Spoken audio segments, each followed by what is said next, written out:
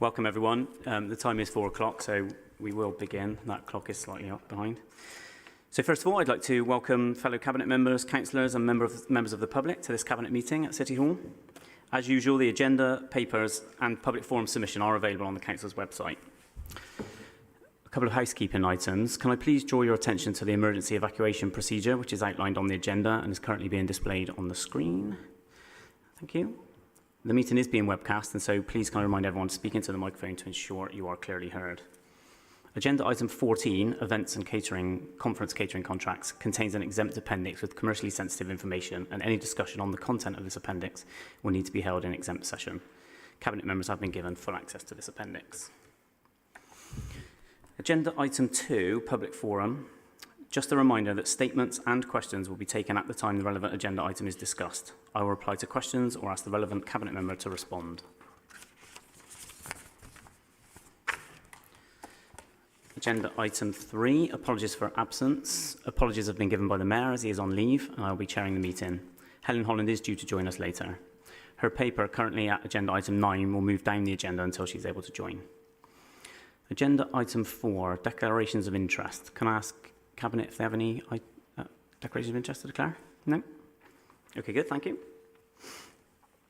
Agenda item 5, matters referred for consideration by scrutiny or full council. There were none.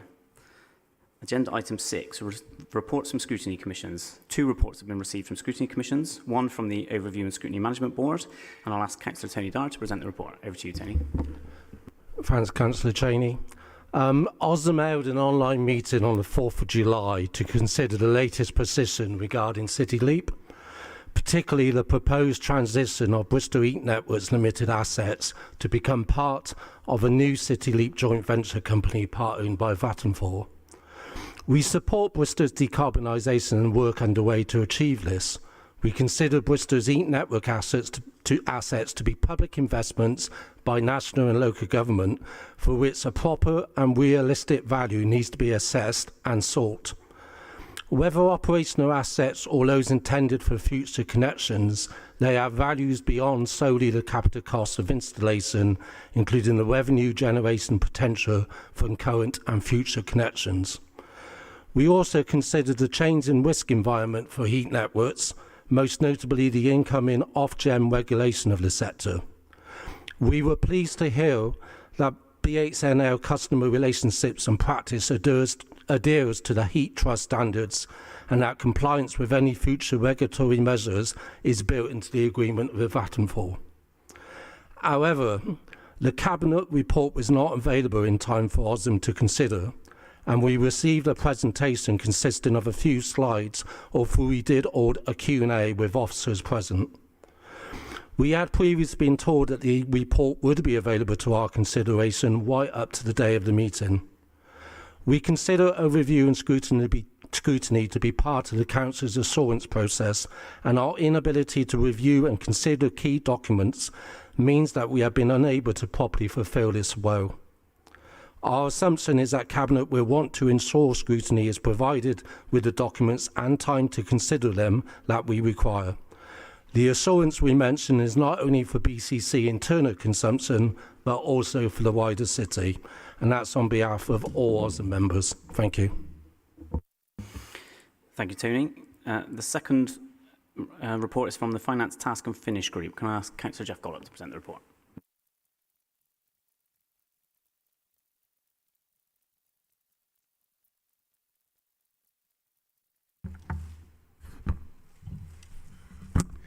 Right, thank you, Craig. So this is a cross-party statement which I assure you is intended to be helpful and constructive and nothing else.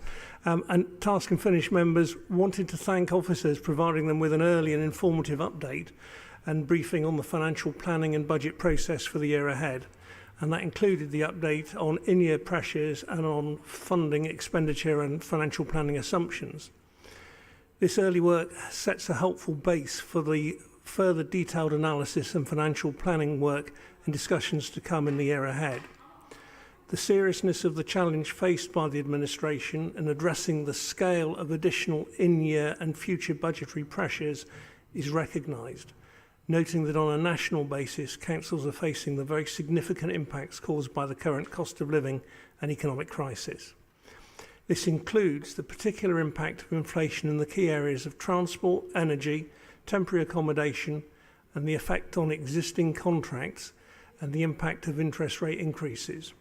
Forecasting assumptions and anticipated impacts will need to be kept under very close review as the budget planning process is taken forward. Through the Finance Task and Finish Group, scrutiny members will participate positively in the process and will be giving careful consideration to particular areas that may benefit from our scrutiny through deep dives. There may, for example, be merit in reviewing whether a changed approach, taking into account data and evidence of approaches taken by other authorities, may be appropriate in future years in relation to the council tax reduction scheme, given the assumptions around CTRS working age caseload. It will also be prudent to investigate and look to maximise invest-to-save opportunities moving forwards, for example in relation to temporary accommodation. Different approaches in key areas could reduce financial pressure on the authority in the longer term. It is recognised that investor-save options proposals will require careful and detailed assessment and will inevitably require potentially difficult decisions to be made about reallocating resources and reprioritising expenditure plans. But just to add, members felt that there was real potential in the areas where the biggest spending pressures arose to potentially look at investing to produce future savings. It's already clear that with restricted options available to the council to raise additional revenue, it will be imperative that government gives additional help to enable the council to continue to operate without cutting vital services. Thank you. Thanks, Jeff. I hope it shows that the administration and finance officers are fully engaged in this process, the depth of information that they provide and the amount of time and effort they put into the resource in that task and finish group. I'm sure that is recognised. I hope it is. Thank you. Agenda item 7, Chair's business. So I've just got a couple of things I wanted to raise. First, it's been great to see people being able to gather together again for festivals and celebrations that make Bristol such an amazing place to live in and visit in the summer. It has been wonderful to see such flagship events as the Harbour Festival, St Paul's Carnival and the Bristol Balloon Festival back in action after the pandemic. We know that the city and region's tourism and hospitality sector would benefit from such a huge event, as we know how important events and festivals like these are to Bristol's economy. To give just one example, the Bristol Light Festival brought a £3.4 million benefit to local businesses across the city. Across the region, Bristol's visitor economy is worth more than £2.33 billion and supports over 45,000 jobs. It's great to see all of that back. And I just wanted to comment on Eurovision. As a city, we have a phenomenal track record of putting on events that celebrate Bristol's history and our diverse communities. We put on shows that attract people from all over the world to our city and leave them with lifelong memories of their time in Bristol. I know that if we're given the opportunity, we can do the same with the Eurovision Song Contest in 2023. We're working in partnership with YTL Arena Bristol on a bid to bring Eurovision to the Brabazon Hangars. We have the perfect site where we can custom build the perfect Eurovision Song Contest with sustainability, inclusion and legacy at its core. And beyond that, I just wanted to comment on the very recent news that EE are no longer going to be installing the foam mast in Redcatch Park, which I don't know if anyone has been following that saga, but the intention was to use emergency powers to stick a very large foam mast in the middle of the park, and it's good to see that they've withdrawn that application, and I just wanted to thank the Residents Against the Mast campaign group for all their work on that.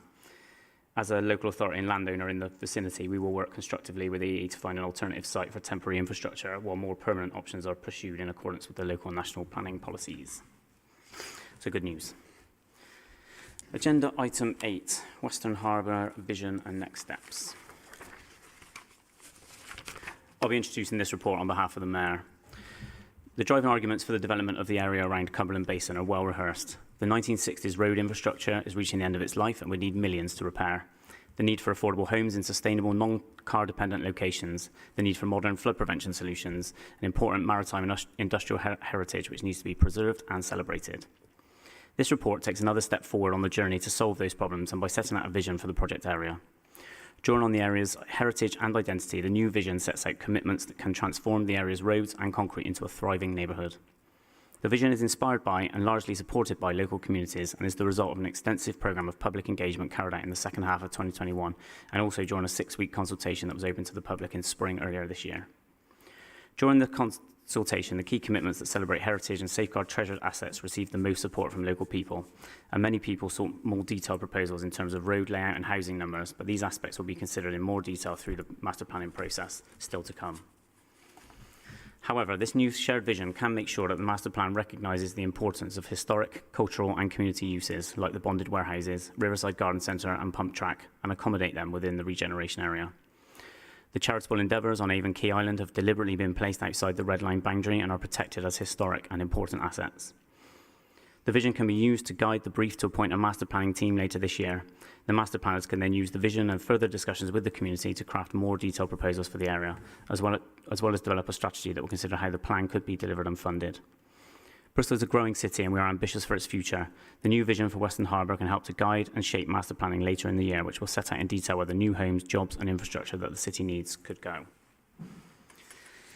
So now over to public forum statements and questions. We've received 4 public forum statements on this one. The first statement is from the Western Harbour Advisory Group. David Meller, is there a rep? Is he here? No, not here.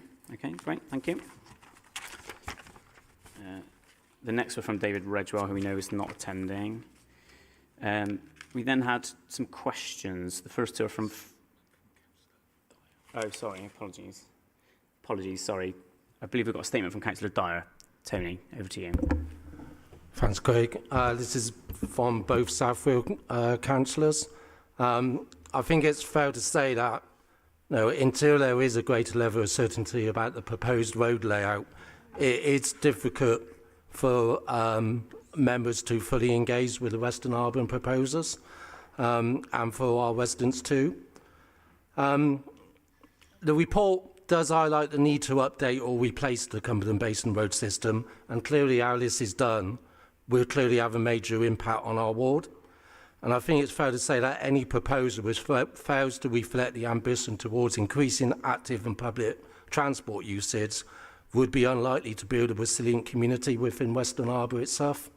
We have seen elsewhere in the city the divisive and negative impact of major roads on local communities. We do hope that the Western Harbour proposers will encourage the ambition to deliver a safe cycling and pedestrian route from Vauxhall Bridge to Aston Avenue Bridge and beyond, and will support rather than threaten the Riverside Garden Centre in our ward. We also hope it will continue to encourage the development of a renewable energy centre and connected district heat network south of the New Cut in the Aston Gate area. We do applaud the commitment to provide 50% affordable housing. This is very welcome, as is the decision to respect the architectural preeminence and heights of the assistant tobacco bonds. And we are also pleased to see the recognition of the need to respond to flood risk and resilience, which of course places the Western Harbour development within a much wider context for the city. Finally, we also welcome the decision to revise the membership of the Western Harbour Advisory Group. To be blunt, the failure of several members of the group to attend multiple meetings has been a blemish upon that group and has undermined its legitimacy with many of our residents. Thank you. Thanks, Tony. We'll now move on to public questions. We've got 2 from Fraser Bridgeford. Is Fraser here? No? Okay. Next from Mary Wildman. Mary? No? It's a pretty warm day to spend in City Hall, to be honest. Who have we got next? Valerie Steele. Is Valerie here? No? Okay. I think that's... Yeah, that's it then. Okay, great. Okay, well, thank you. That concludes the public forum questions. Do any Cabinet members wish to comment? Tom? Sorry, I got my hands slightly full today. I'm really pleased to see this paper coming forward. I think, one of the key things for me is it's really thinking about, one, the key vision, but also about not just about housing, which obviously there's a lot of affordable housing proposed, which is amazing. But I think that the key thing for me is thinking about some of those other issues we need to deal with. We've got an ageing road infrastructure network that is at the end of its life. It's going to cost millions to repair, and it is really an opportunity for this to really think things through about how we do it rather than just more of the same in what is a really exciting opportunity for us to also think about how do we create a development that's non-car dependent as well. I think we've often talked about the need for thinking about, height and density appropriate to its context, but, in city centre locations, we've got that opportunity, haven't we, to think it through and really deliver on a more sustainable way.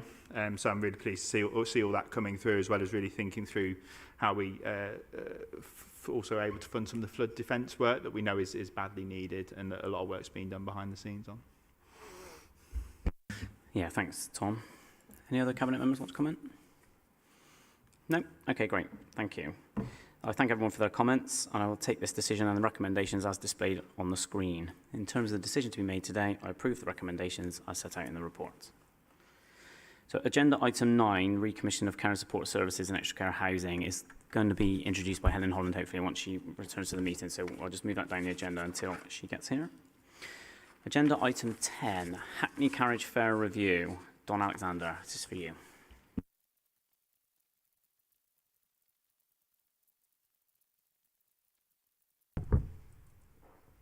Thanks, Craig. As an administration, we've been clear that taxis and Hackney carriages form a vital part of our public transport infrastructure in the city. But we know that the trade has been hit hard by the impact of the pandemic, with the government's closures of hospitality in particular having a big impact on drivers' incomes. It is in this context that the trade have proposed changes to the fares charged by Hackney carriages licensed by Bristol City Council. I'm aware that these increases come at a time of huge pressure on household budgets, and I'm aware that fare rises will be of particular concern for regular use of taxis in the city. There will be a statutory 14-day period in which objections can be made to the fare proposals. If any are received, these will be considered by the Executive Director for Growth and Regeneration in consultation with me as Cabinet Member. We have worked closely with the trade to ensure any fare rises are balanced and reflect the levels of demand for taxi services at different times. In particular, by bringing the weekend rate forward to Friday evening, the fare structure will more accurately mirror the weekend hospitality trade's peak times in Bristol. This paper therefore seeks approval from Cabinet for the revised table of fares for Hackney carriages in Bristol. Thank you, Don. There have been no public forum received for this item. Can I ask any Cabinet members if they want to comment? No? Okay, well, thank you. I'll now hand back to Don Alexander to take the decision, which I support and which will now be displayed on the screen. Thank you. Just to say, I met with the chair of the Bristol Blue Licensing Taxi Association yesterday, and it's a really encouraging meeting. He was very buoyant about the situation of the trade at the moment, so it was very encouraging.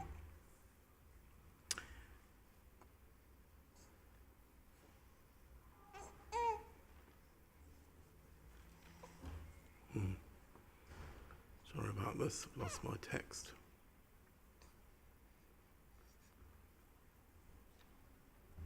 We'll find it. Or I could actually read.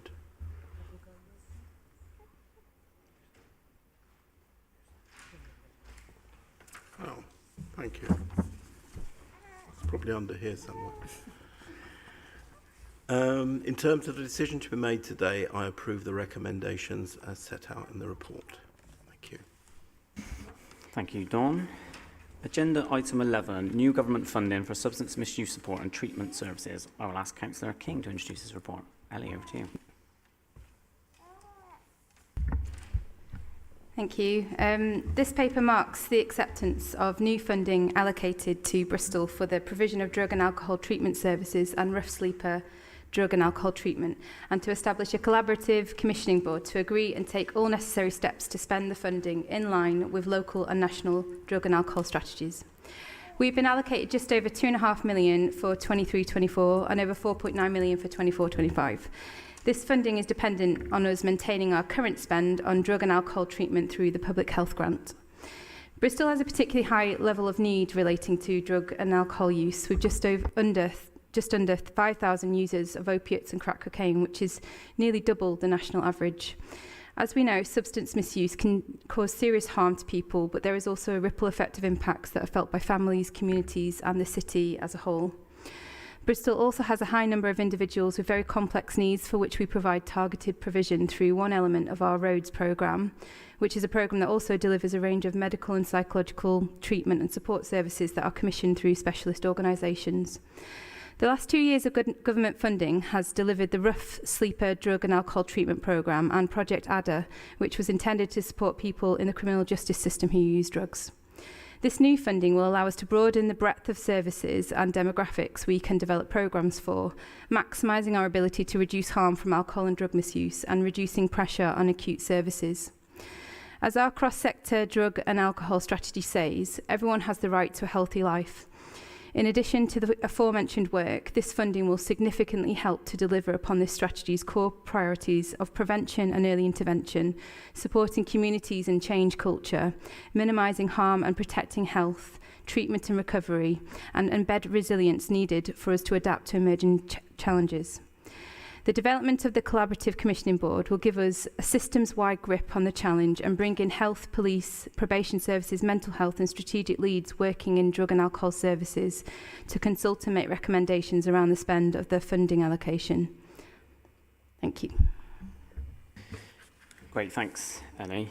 There have been no public forum items received for this one. Can I ask any Cabinet members if they want to comment?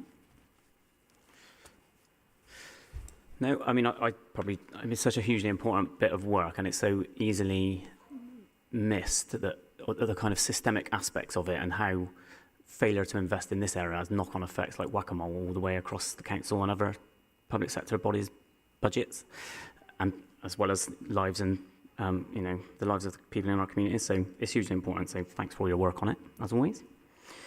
I'll now hand back to Councillor King to take the decision which I support and will now be displayed on the screen. In terms of the decision to be made today, I approve the recommendations as set out in the report.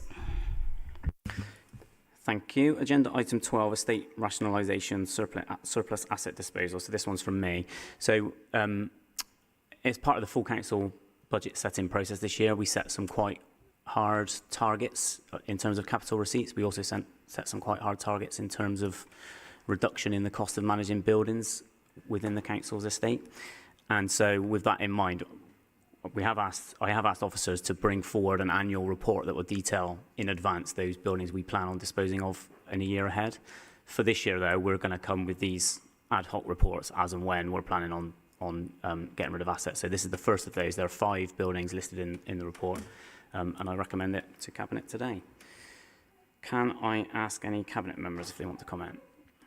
Tom? Don, and Tom. Thanks. Yeah, just to say, this is good. I mean, I've been banging on about this for about 6 years, and we do have an awful lot of very small buildings around the city that are. It's not always clear why we've got them. I've got some in my ward that I wrote to them a few days ago and said, can they be included in the next tranche because they're heritage buildings and they could be houses. So I'm really glad to see this coming through. I'll be glad to see more coming through. And the only suggestion is that just make sure you touch base with local councillors at an early stage to make sure that communities haven't kind of eyed them up for something which may be valuable or it may not be valuable, but already there's a disconnect between the processes. It'd be really useful to do, I think. Yeah, thanks, Don. Tom? Don, your microphone's still on. Oh, okay. This may be a quick contribution. Pass the baby around. So I think for me, I welcome this as well. I think what I particularly welcome with this is around the close working with the HRA as well, and sort of having the opportunity to think about is there other uses that still satisfy the need to dispose and raise a capital receipt, but also can help us with the housing crisis. And I think obviously it's recognised not all are going to be suitable in that regard, but just really welcome sort of the collaborative working that's happening as part of our one council way of working. Great, thanks, Tom. Anyone else want to comment? No? Great. Okay, well, thank you all for your comments. In terms of the decision to be made today, I approve the recommendations as set out in the report. Excuse me. Agenda item 13, me again, this one. Digital Transformation Programme. Since 2018, significant work has been underway to modernise our IT estate with major investment in moving to a cloud-based environment, transitioning to Windows 10 and Microsoft 365 and improving cybersecurity. As promised last month at Cabinet when we brought forward our new digital strategy, we have now pulled together the full business case for the next phase of our digital transformation journey, the Digital Transformation Programme. This ambitious 18 million investment programme is largely funded by capital and existing revenue sources. It pulls together all of our existing and planned digital transformation projects. It will improve the way citizens access council services, simplify and secure our IT estate, help all of us get the benefits out of our past and current investments in technology, and do vital work to replace ageing, increasingly risk-laden infrastructure. The programme is not without risk. It is complex and finely balanced, with many projects still at a very early stage of development. However, with the strong governance proposed and the sensible safety nets which are highlighted in the papers, we will have ample opportunities to confirm details and get strong assurance before we incur spend. This reflects lessons learned from some of the challenges past transformation programmes have faced.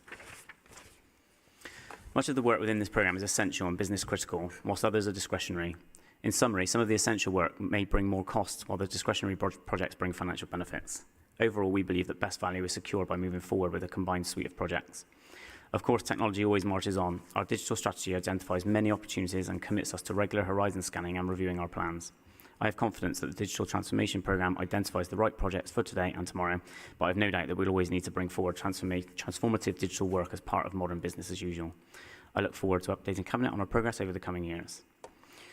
Public forum. We've received no public forum statements on this, and we have received one question from Councillor David Wilcox, but he's not here, I see. No. Okay. We'll give a written answer. Do we give a written answer? We'll get a written answer, I'm sure. Great. Okay. That's it. Okay. Do any Cabinet members wish to comment? No? Okay, thank you.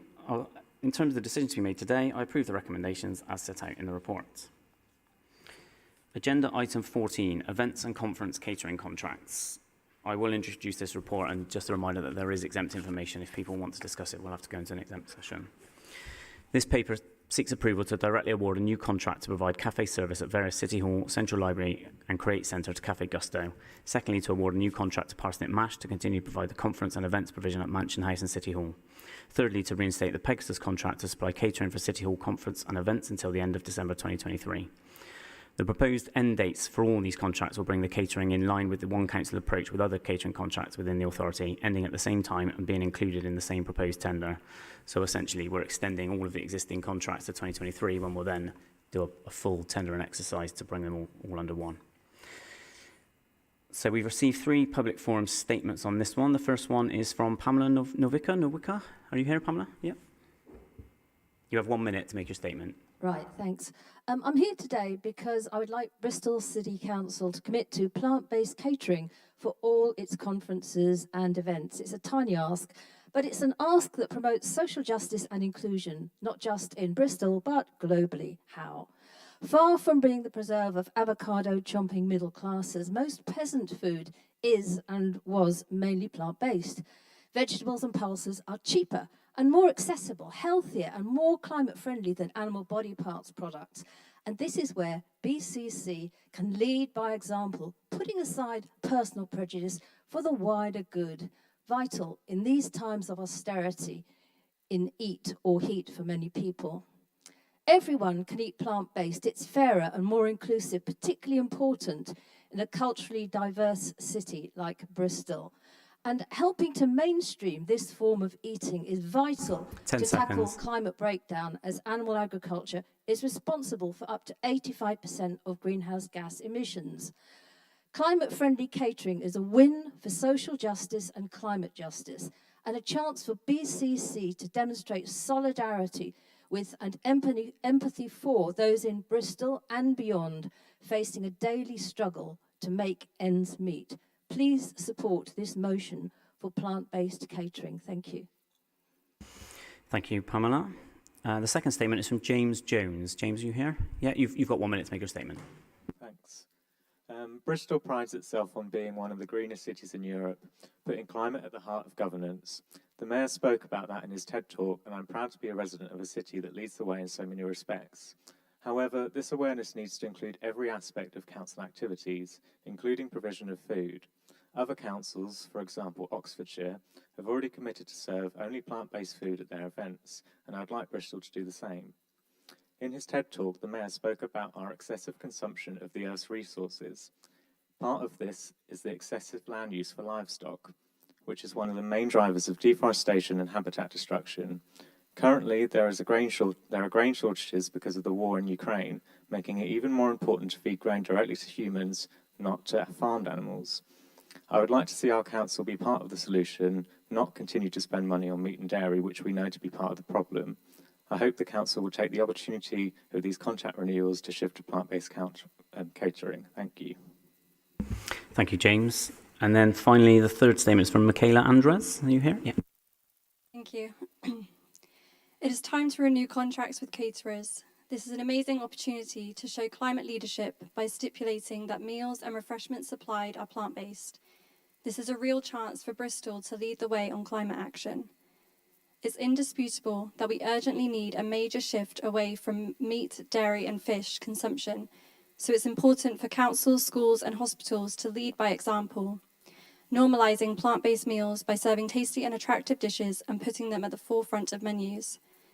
There are multiple benefits to this. Plant-based catering saves money, encourages good dietary habits, and is one of the easiest and most effective ways for organisations and individuals to reduce their carbon emissions.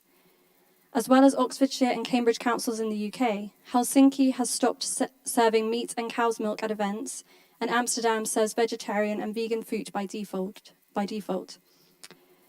Plant-based is the future. This will demonstrate to cities worldwide that Bristol takes tackling climate change seriously. Thank you. Sorry. How do I stop that? There we go. Apologies. Thank you. And thank you all. So obviously this year we're just extending all these contracts to bring them all in line with each other when we do the full tender process next year. That's the point at which this will become part of our thinking, and that will be part of the conversation we have then. So thank you all for your statements. Do any Cabinet members want to comment? No? Okay, thank you. Councillor Cheney, I put a question in for this. I submitted a question. I don't believe there is a question. No, we didn't receive a question, sorry. We haven't received a question from you, apologies. Well, I did submit it. Yeah, we don't have it, I'm afraid. We haven't got your question, I apologise. I mean, we can talk about it offline if you like, happily. In terms of the decision to be made today, I approve the recommendations as set out in the report. Okay, Helen, you're with us now. Did you want to bring your paper? So if we move back now to agenda item 9, can I hand over to you? Yeah, thanks very much, and sorry for not being here earlier. I mean, the report is very self-explanatory. It's about the extension of the ECH, Extra Care Housing contract. It's something that we spend about £7 million on at the moment. I think in the future we'll probably spend more on it because it's a better option for people than certainly care homes or residential homes, and we want to work with partners. We can't build as much extra care housing as we'd like to ourselves, but we've got lots of partners out there who are prepared to, not prepared to do it, want to do it. And we want more people, don't we, to be able to live in their own home or a home that they move to in later life, but then can stay there and have that permanency. It can be in a community that they know, where they know their doctor's surgery, the church that they go to, the post office that they get their pension from, all of those things. So it's about flexible, enabling and responsive care and support 24 hours a day. So it isn't people who constantly need that support, but it is there to call on if they need it. And one of the important things, and if you go to any of the extra care schemes, and you know, hats off to them over the last 2 years when people were very much in their own flats and couldn't get out for the social activities within those developments. But that's a really important part. The Scrabble clubs, the jigsaw, the choir, all of those lunch clubs, all of those things that go on and actually keep people active with meaningful activities. And I think increasingly the extra care schemes are inviting the community in. So you get schemes where nurseries come in and bring children, and the older people can play with the children, which is delightful to see. We've seen some of the work around allotments, getting people to be able to participate in growing stuff, which we all know is very good for your well-being, and it's just generally the services that help reduce people's isolation. So bring on more of it, and I'm very happy to be able to bring this report now. Brilliant, thanks, Helen. So public forum, we've had no public forum on this item. Do any Cabinet members want to comment? Yeah, Tom? Just briefly, really support this, and I think also just to add as well, sort of excited that we're going to have new extra care housing schemes coming forward in sort of the coming years as part of the work that's happening in our 30-year business plan. Actually, New Fossway and the Blake Centre come forward as extra care housing elements. Great, thank you. I will now hand back to Councillor Holland to take the decision which I support and which will now be displayed on the screen. So in terms of the decision to be made today, I approve the recommendations as set out in the report. Cheers. Great, thank you. Good news. Okay, so now back to agenda item 15, business improvement districts. I expect everyone here is familiar with the business improvement districts, but for the benefit of anyone who hasn't come across them before, they are an organisation which promotes and represents an area of businesses and spend money collected by a levy on the business rates in that defined area. We have 5 in Bristol, representing Bedminster, Broadmead, Bristol City Centre, Clifton Village and Redcliffe and Temple. Collectively, they raise over 2.3 million per annum and represent around 2,000 businesses and organisations. The businesses within the area take part in a referendum to give their approval to create a bid, and they last for 5 years. 2 of the areas are now preparing to ballot for a further 5 years, City Centre and Clifton Village.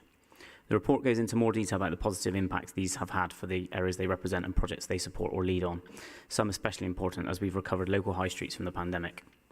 The Council has a few different hats here. We are the authority which supports the ballot, as well as collects the rate levy and passes it on after deducting our costs, and the report requests delegations linked to these responsibilities and other administrative and statutory duties. But also, BCC holds property in these areas, and it also requests delegation for the Chief Executive to vote in the ballots too. The recommendation is to vote in favour of the bids in both instances because of their great work so far in supporting businesses in this area. There have been no public forum for this item. Do any Cabinet members want to comment? Kai?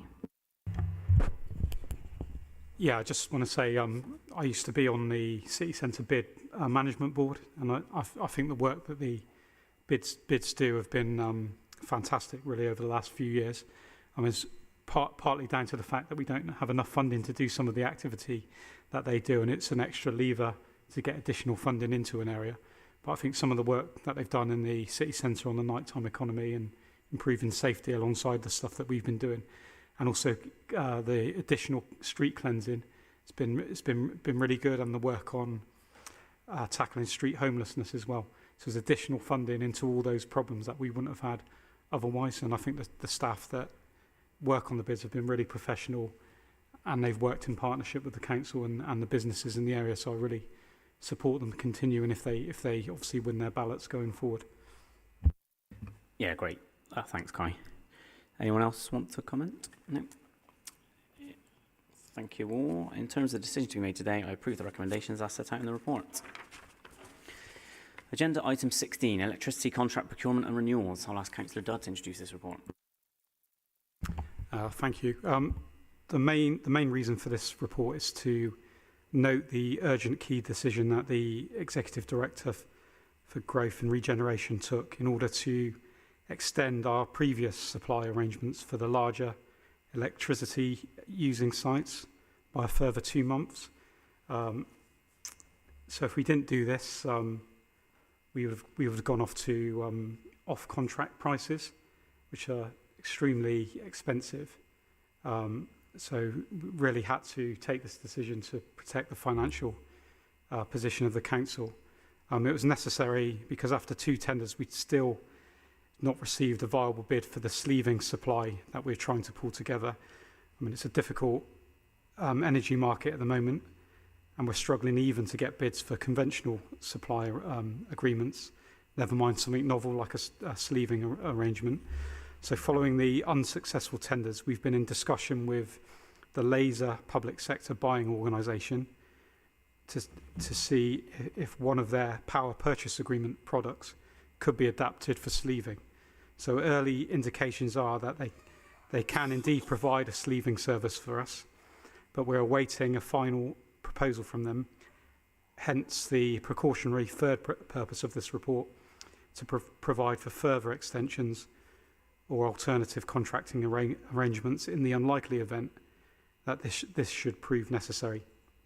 Our preferred option is still to deliver sleeving, as this will give us zero carbon energy supply at the least cost option in the current market.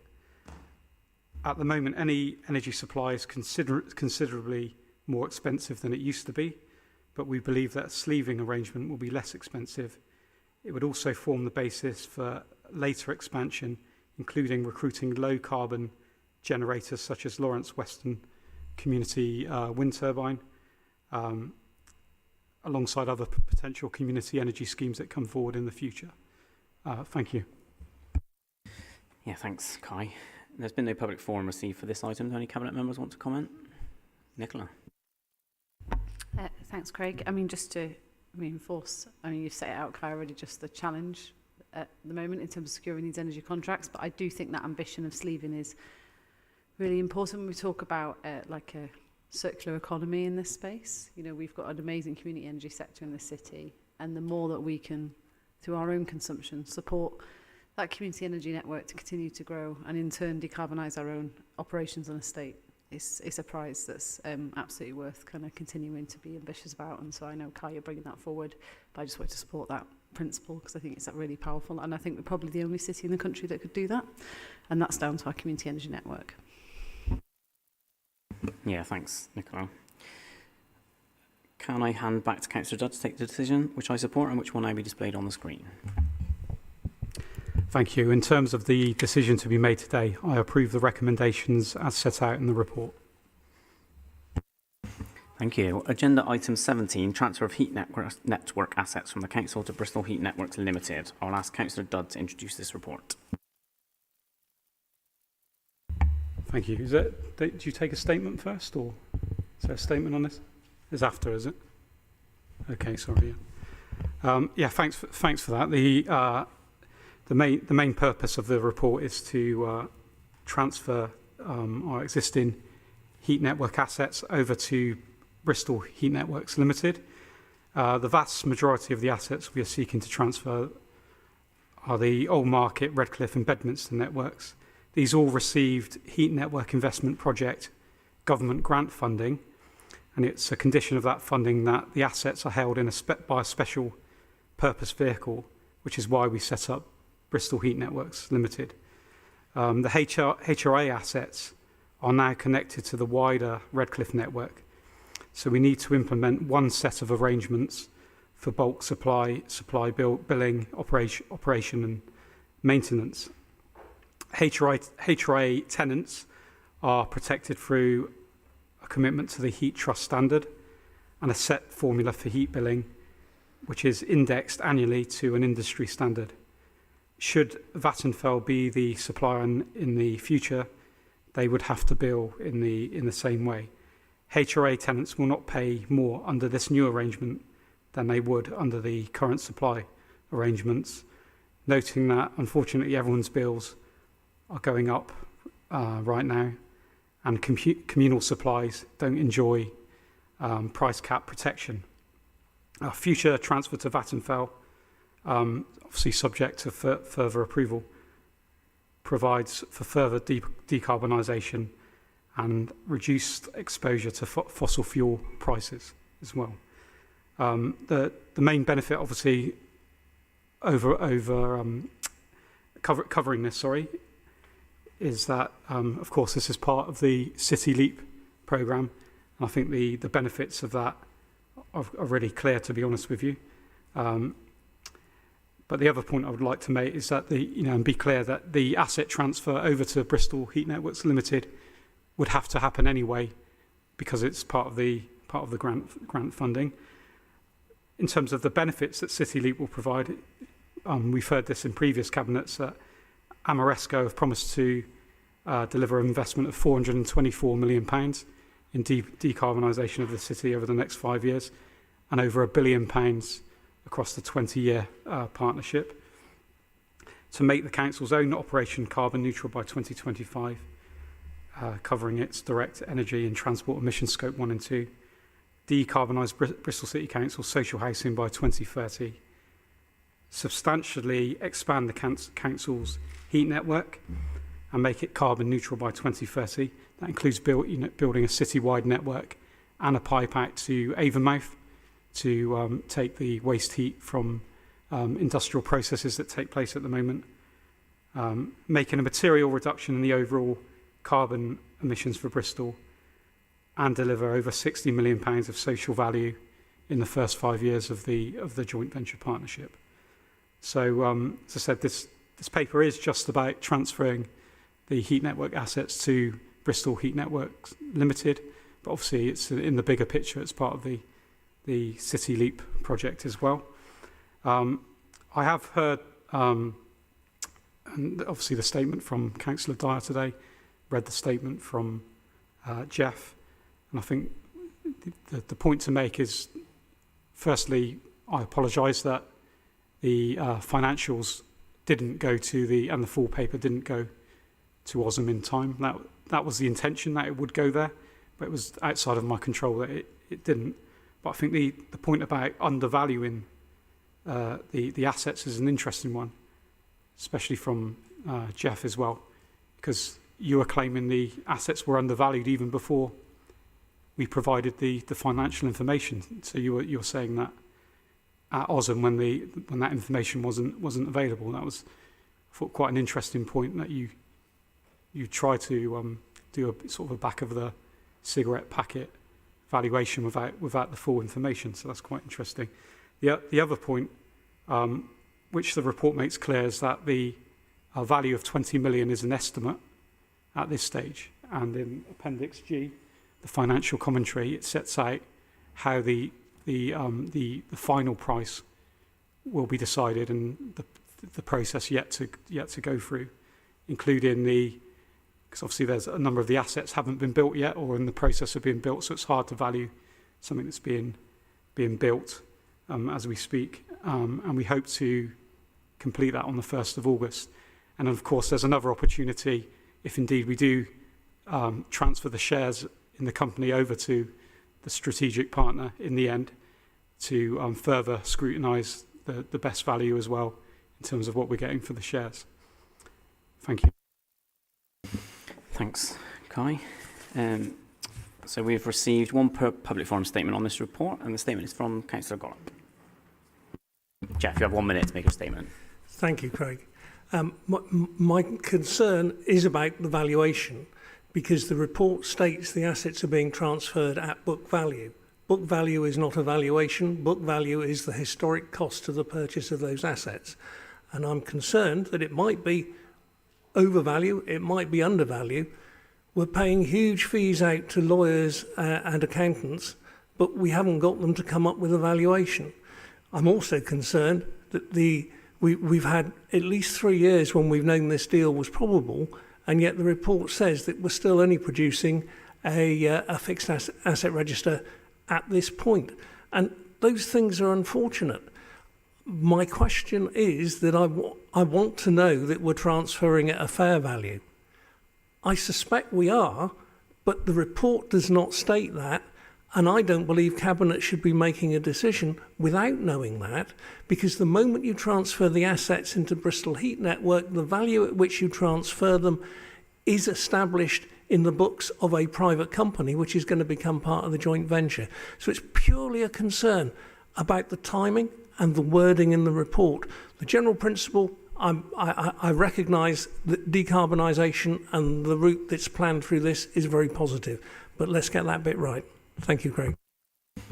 Thanks, Jeff. I mean, we do of course feel like we tested the value as part of the procurement process through the various partners that bid similar-ish values, each of them for the assets. So I think we're relatively comfortable on that, but we'll take your comments. Thank you. Do any other Cabinet members want to comment? No? Okay, well, thank everyone for their comments, and I'll hand back to Councillor Doug to take the decision, which I support and will now be displayed on the screen. Yeah, no, I think you make a fair point there, Craig, that the value has been tested by that procurement. We've had 3 bidders and 2 bidders that put in broad bids around what they think it's worth in the range. So I think we are confident that it's at the right valuation. But of course, there's a number of factors involved in this, and also there's the risk as well, because obviously it's only going to be a valuable going concern if it's built out and you get the connections to the heat network. And of course, that's a commercial risk that the joint venture and Vattenfall would potentially be taking. So it's not all about the value of the asset; it's also the risk involved. And I think you need to take that into account. And I think if I think we've done well as a council to get connections to the heat network as it is, but we would need to do a lot better. So even if it stayed within the council, we would need to do a lot better on connections to the heat network going forward. But of course, with the expert joint venture partner, we'd have confidence in them to do better than we have in terms of gaining connection. So I think you need to take into account the risk as well, Jeff. So happy to take the decision. So in terms of I've got the right one there. There we go. So in terms of the decision to be made today, I approve the recommendations as set out in the report. Thank you, Kai. Agenda item 18, Bristol Apprenticeships Progress Report. I'll ask Councillor Craig to introduce this report, which is just for noting. Thank you very much, Councillor Cheney. So, I'm really delighted to be able to bring today's report to you. You have our 4-year strategy as an appendix to the report, but just to give you a quick overview of what has been achieved over the last year. So the council currently contributes £1.1 million per year into our apprenticeship levy, and that's administered through government digital portal, and that in turn creates 1.25 million per year to fund apprenticeships. During 2021, I'm really pleased to say that we have increased our spend on the levy to 1.08 million, and that's part of our kind of strong recovery post-COVID, with 209 apprenticeship starts, and that's up from 129 starts and £643,000 spent in 2020-21. We currently, as of the end of March 2022, we had a total of 272 apprentices active on programmes across the council and wider partners, and that's providing level 2 right up to level 5 development opportunities for our existing staff. We have an extremely small apprenticeship team, but I have to say they really punch well above their weight, extremely responsive, and we've been able to work with developing a pilot scheme to support staff in our organisation who wish to pursue apprenticeship opportunities but lack English and maths at level 2. And I will say that I understand it's working really, really well, particularly with long-standing staff achieving really good results and enabling them to access higher level apprenticeships. I really just want to, the report is quite self-explanatory, but I just want to touch on 2 or 3 of some of our key apprenticeship interventions that we have. On-site Bristol has been around for a very long time, well before our time. They are the main provider for construction apprentices here in the city. They are now supporting over 300 apprenticeships, working with nearly 250 employers from micro to major PLC. And Ofsted have graded that scheme good. Building Bristol is a new initiative that we launched a few weeks ago. It's a collaborative project with the council's planning team, and we are working with major developers and developments across the city to ensure we have robust employment and skills plans in place that will enable those organisations to actually recruit through our kind of apprenticeship route. It's the first of its kind, and we've got support from the Construction Industry Training Board, and we had a visit from government departments last week who were really keen and interested in the work that we're doing and are looking for exemplary programmes. And finally, we've got the South Bristol Talent Pathway, funded through WECA, and it's a programme really to help SME businesses in South Bristol access wider business support services. That's run again by a small team, and some of that support is provided through the council's levy sharing scheme. So really, today's report is really for noting. I just want to draw out some of the success that the council's apprenticeship team have been driving forward, and commend the report to Cabinet. Thank you. Thanks, Asher. Another hugely important bit of work that kind of passes by unnoticed a lot of the time, and a huge thanks to you and all the team on it. Does anyone else from Cabinet? There's no public forum statements. Does anyone from Cabinet wish to comment? Nicola. Thanks, Craig.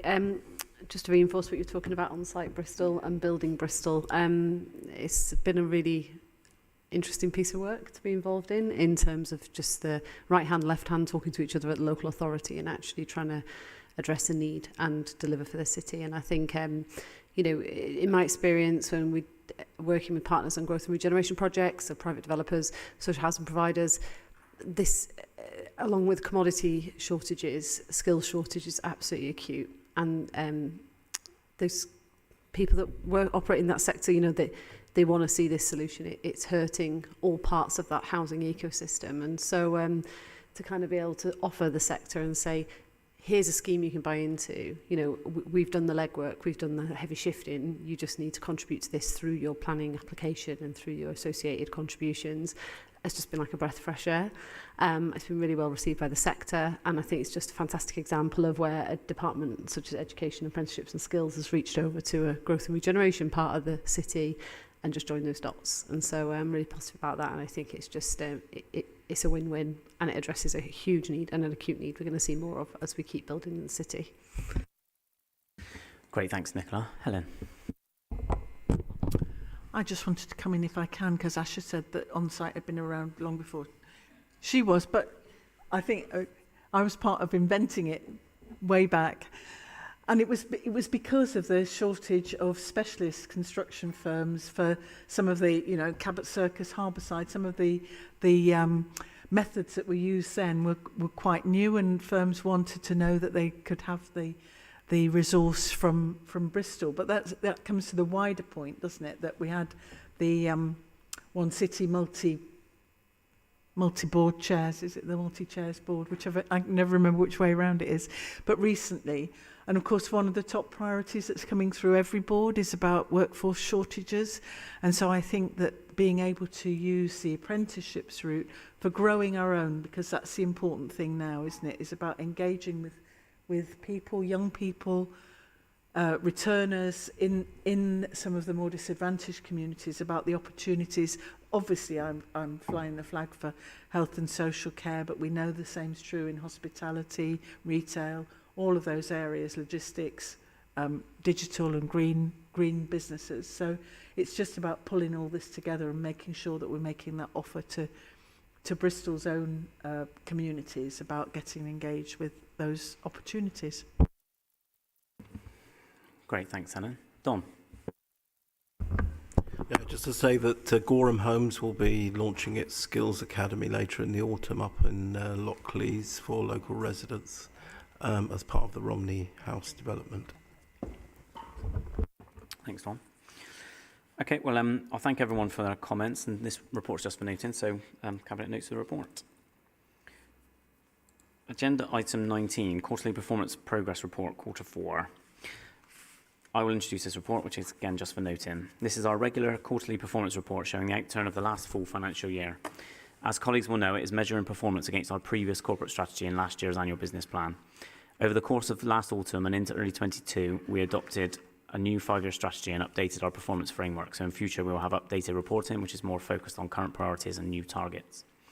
With that said, the current reports are still insightful and give us an opportunity to reflect on progress and challenges. The measures here look at both council performance and wider city measures that aren't in our direct control, but nevertheless are the outcomes we want to help the city to achieve. Unfortunately, results for 21-22 were below those in the previous year. This is due to a mix of reasons, including the removal of government COVID recovery support causing pressures, having limited internal capacity and a reduction in overall public satisfaction impacting on several outcome measures. This is generally reflective of the overall tone of the country during a very challenging time. You will see a recurring theme of challenges related to increased demand for critical services and dealing with the very real effects of rising poverty. We also see challenges from people either struggling or making major changes to their life following the pandemic. Of course, there are areas where we do still need to make improvements in our own internal practices and processes, and we shouldn't shy away from that. Much work is being done currently to refocus the organisation on our key priorities, remove duplication of activity and increase the level of grip we have on areas like contract management. Staff are doing a lot of really great work under much pressure, and we need to make sure they are supported with the tools, training, clear processes and priorities they need in order to deliver. There has been no public forum for this item. Do any Cabinet members want to comment? No? Okay, in which case it's a report just for noting, so we'll note the report. Thank you. Agenda item 20, me again, financial outlook update.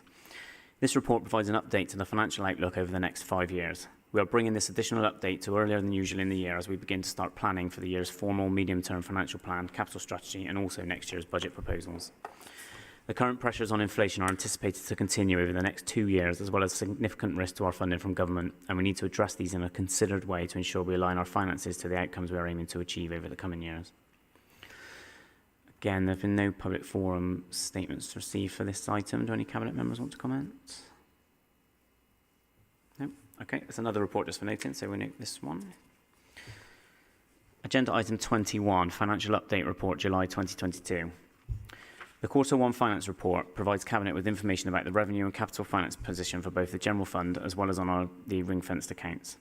The headline position is that there are several revenue pressure areas, meaning that the General Fund is currently forecasting a risk-adjusted overspend of £15.2 million, which is 3.5% of the approved gross budget. The most material service pressures and risks are attributed to adult and children's social care, education improvement, digital transformation, homelessness, temporary accommodation, and on savings delivery. Cabinet should note that the Executive Directors are required to develop and implement plans to mitigate these overspends within 22-23 in consultation with elected members. The Housing Revenue account is forecasting an overspend of £1.2 million, which is 1% of the gross expenditure budget. The DSG is forecasting an overspend of £15.6 million, which is 3.7% of the DSG allocation for the year.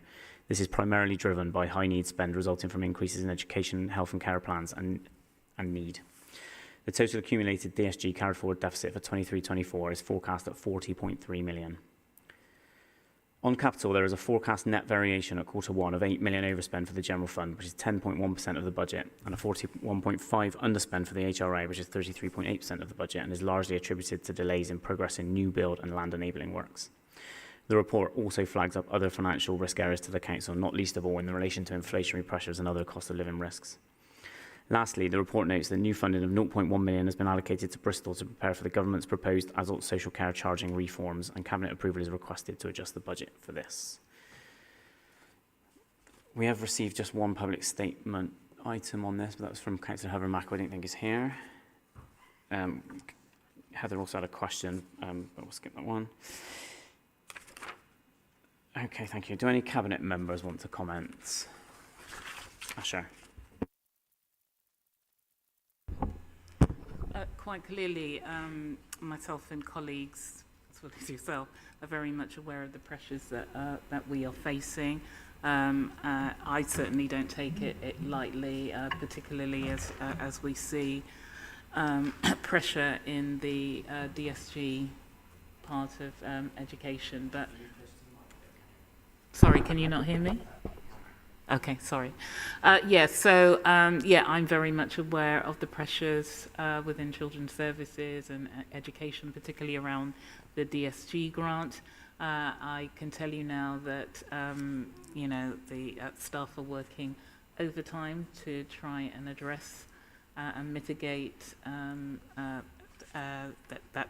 overspend, but some of it is very historic, and we are in no different place than every other local authority. Everyone, particularly around SEN spend, is facing a huge cliff edge. So, as I said, we will keep reporting back, and obviously through these reports, we'll see what mitigations we are trying to make to reduce the funding. But yeah, it's the only thing that keeps me up at night. Thanks, Asher. Tom? I think just briefly, it's a real reflection of some of the challenges there are in wider society at the moment, as well around the cost of living crisis, and we're seeing increased pressure on temporary accommodation, which is obviously having an increasing impact on the deficit issues that we've got within the general fund, which we're obviously exploring as radical an action as we're able to take within what is a very limited housing supply, and it continues to be very challenging to get homes built in the city, because there's often this rhetoric around, well, not here, and it's we've got a growing population, but we've also got people in dire housing need, and so we really need to think about how I encourage the public to kind of just understand some of those broader issues more, I think, as well, so that we can increase the rate at which we can get housing delivered, get things through the planning system, and make sure that we can give families just a better opportunity, and also those that are single homeless within temporary accommodation as well. Yeah, thanks, Tom. Anyone else want to go ahead? I mean, similar to Asher and Tom, some of the position that we're in adult social care is about, we're no different from other authorities, as Asher has said, around SEND.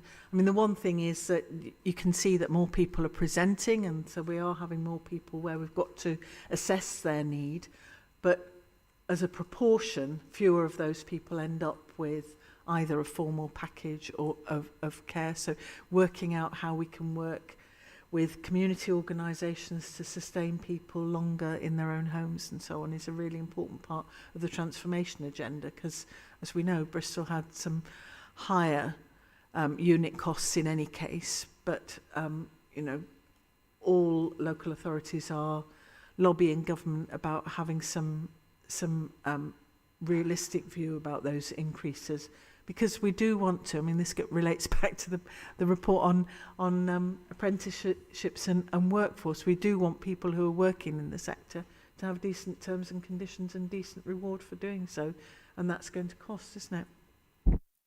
Yeah, thanks, Helen. I mean, it's an incredibly difficult time. It's an incredibly serious situation for the council to be in, and I guess all of us, Cabinet and the council more broadly, just need to pull together and try and get through what is going to be a very challenging year ahead, or two maybe. Thank you all for your comments. I'll take the decision and the recommendations as displayed on the screen. In terms of the decisions to be made today, I approve the recommendations as set out in the report. Agenda item 22, Corporate Risk Management Report Q1. I will introduce this report, which is just for noting. This report outlines the Council's risks in achieving the key objectives and aims we set as an organisation. The report outlines current key risk facing the Council and actions taken over the last 3 months, April through to June. There is currently one critical threat risk related to placing insurance cover for higher risk properties. Actions are being taken to address this risk across the property portfolio to improve cover. We expect the risk to reduce in Q2 as we develop a procurement plan regarding these insurances over the medium term. There are also two new high risks. One replaces a closed risk related to being able to meet affordable housing needs of the city, and the second relating to workforce resilience. Actions are being taken against all of our risks to reduce their impact and likelihood to the tolerable level, and full details are all provided within the report. We've had no public forum statements on this report. There have been 3 questions. The first is from Councillor Wilcox, who I don't believe is here. The second question is from Councillor Heather Mack. I think she's just joined us. Heather, over to you. Great, and thank you. Sorry, I just missed my last question. You whiz through things so fast when it's you. Not a complaint at all.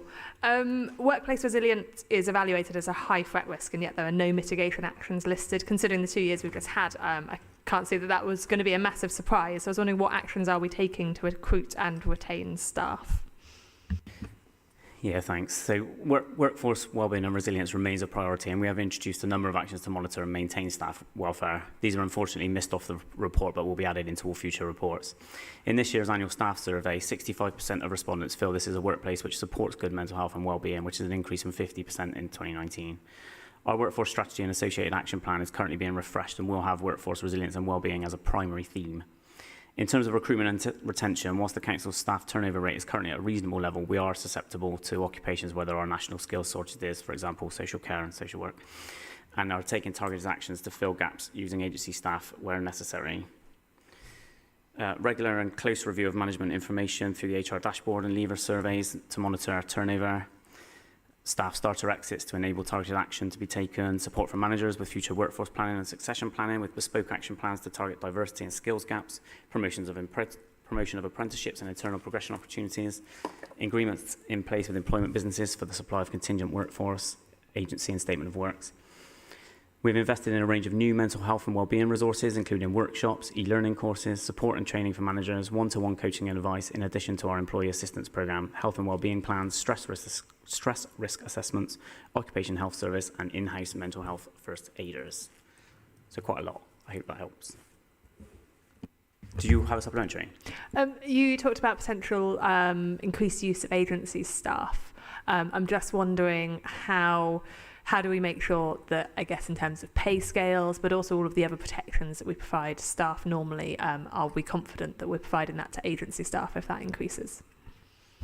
Yeah, so because we use one organisation, I won't name, but that does give us the capacity to be able to review that quite holistically, so we can maintain, monitor, keep an eye on all of those things, which is a lot more difficult when you had, as we did originally, sort of 100 different agency providers.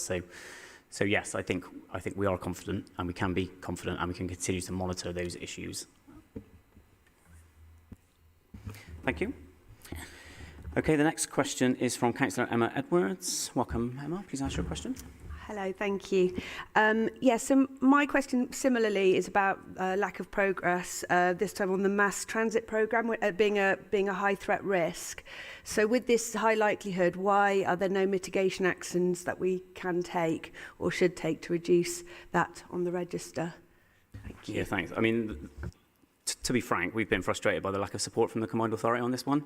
As the investment is led through WECA, we're reliant on the decisions of the Combined Authority where it's possible. So, and post 2024, we think that through the committee system that our influence on WECA will actually reduce. So I think the risks are, one, the committee system, which is still unknown, two, WECA, which we'll continue to manage and work to try and mitigate. Do you have a supplementary? Thank you. No, thank you. Great, thank you. Okay, do any Cabinet members wish to comment? No?